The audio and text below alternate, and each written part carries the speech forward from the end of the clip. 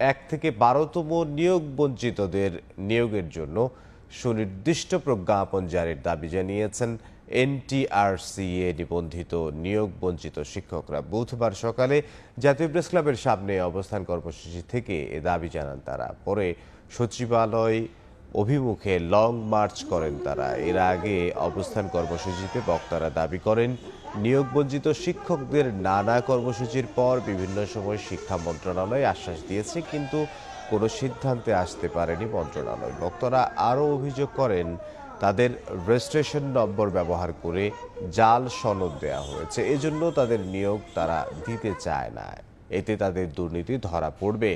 এখন তাদের একমাত্র চাওয়া 1 থেকে 12তম নিবন্ধিত নিয়োগ বঞ্চিতদের নিয়োগের জন্য সুনির্দিষ্ট প্রজ্ঞাপন জারি করা।